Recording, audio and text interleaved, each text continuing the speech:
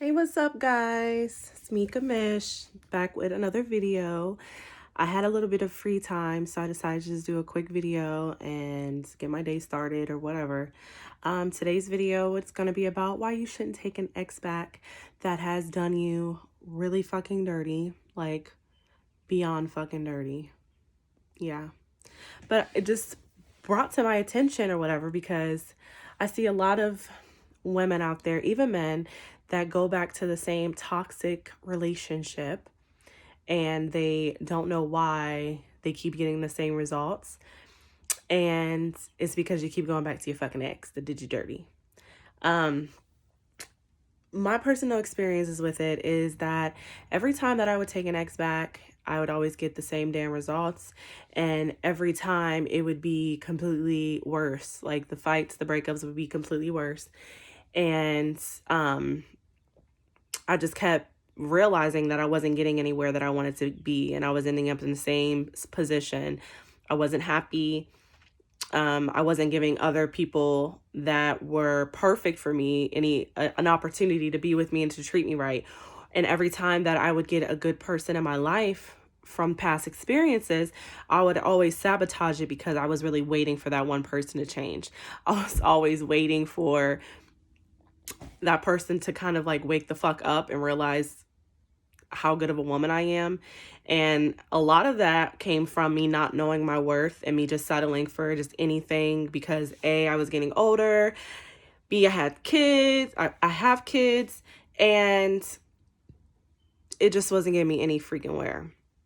But I see a lot of people that, when you break up or the relationship ends with someone that you really want to be with, and it's the moving on period, you always leave that door of communication open, whether it be social media, your phone, mutual friends. You're just hoping for that person to come back along and change, and you guys can have that relationship that you've been longing for. But you're going to spend a whole lifetime waiting for that person because you're not opening up for more possibilities in your life. And two, you're just settling for the same bullshit. Sorry, my freaking hair is like still wet. I did a deep conditioner on it and it's like wetting my damn sweatshirt, whatever. Judge me, I don't give a fuck. But anyway, so you're leaving that door for communication open and you're just like, oh, well, I want them to see me, how I'm doing without them.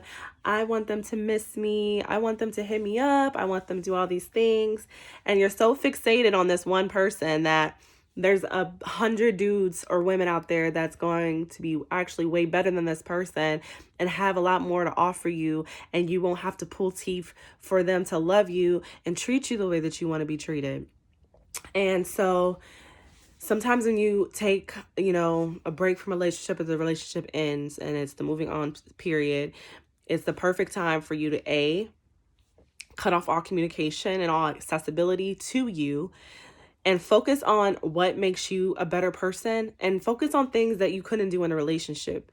Focus on hobbies, focus on a new career path, maybe go back to school, take on reading a book, meeting new people, mingling, traveling more. I had to do all those things to make myself happy and to involve and figure out what Mika wanted to do with her life. What made Mika happy? What man does Mika want in the future?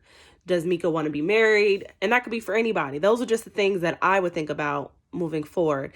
And, I have children, so it had to be someone that loves kids, someone that possibly has kids, someone that has their life figured out, know what they want, ready to settle down, because I'm at that age where I'm ready to settle down.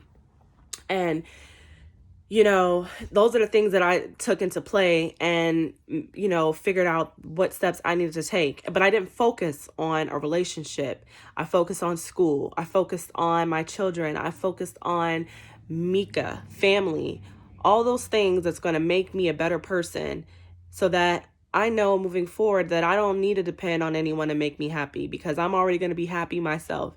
I'm going to enter a relationship with the mindset that I'm happy, I know what I want, and I have the happiness to bring to the table because if you're not happy within yourself and your life and the way that your life has been going for you, it doesn't matter if you go back to your ex, it doesn't matter if you go be with someone else, you're going to have the same results because you're not focusing on what makes you a better you and what you can bring to the table other than you know, just the sex or just the mental support. You have a lot more than that, because that's, more to relationships and those things. So you really have to figure out what makes you happy, what it's going to take for you to evolve into a better person. Think about your environment that you're in, the people that you surround yourself with. Do you have supporting friends? Just think about all those things. And once you start to think about those things and what makes you happy, then you start to attract your level in life. You start to attract the person that you are. Because what I've always learned is you are who you attract. So if you're down and unhappy and you're toxic and you're negative, you're going to attract that same person. Even if you don't attract that same person, you're going to put all those things that make you you into that relationship, and it's going to turn into a toxic relationship. Even if your intentions aren't for it to be a toxic relationship, it just is. And I see a lot of things too, like on social media as well, like the 30-day rule. They got all these videos on like YouTube about like the 30-day rule. I know, because I used to watch them. Pathetic. But the 30-day rule and all this other stuff. And my thing is this: it ain't no damn game. Stop playing games to get the person that you want. Because it doesn't mean like you could do the 30-day rule and get the person back, but your intention, the relationship's going to be the same, because you were too focused on getting this person back that you didn't even take time for yourself to work on you, because you were so fixated on the relationship that didn't work. It doesn't mean you're a failure. It doesn't mean that you're not good enough for that person. It just means that you two weren't meant to be together, that y'all didn't mesh well. Because, even though being in a relationship requires work, love isn't like hard. Treating someone isn't hard. Respecting someone isn't hard. Because when someone loves you and cares about you, they're going to do those things naturally. They're going to want to work on the relationship when it goes sour. If you guys argue, they're not going to go step out on you because they're mad at you or they want to get back at you.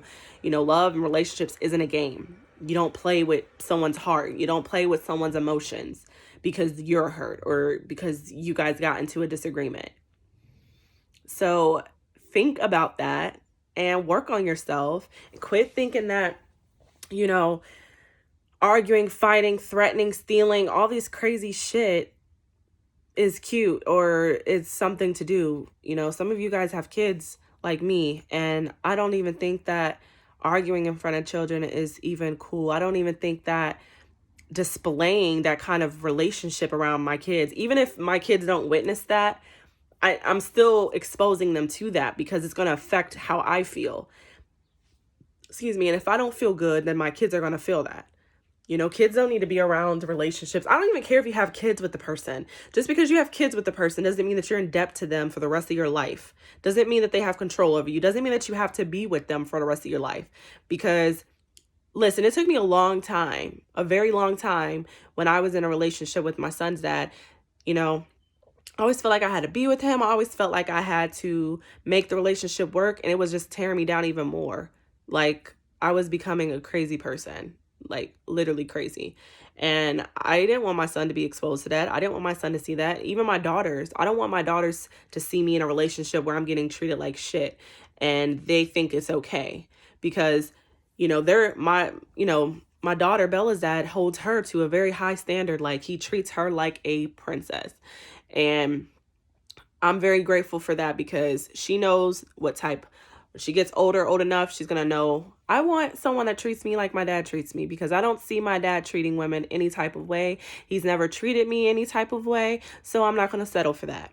And I hold that same standard to all my kids, especially my girls and especially my son, because I don't want my son disrespecting women, and I don't want to be with someone who disrespects me. And that's why I'm grateful for my man, because he's very respectful and he's respectful to my kids. And that's number one to me. So think about that. Think about the relationship that you're in. Does it serve you purpose? Is it making you happy? Is it fulfilling your every need? And if it's not, that's a discussion that you have to have with your significant other. But I want everyone to be happy. Enjoy your Monday. I know I am. I'm about to get my day started. I'm about to have fun and have a blessed day. So this was Mika Mish. Love you guys. Bye.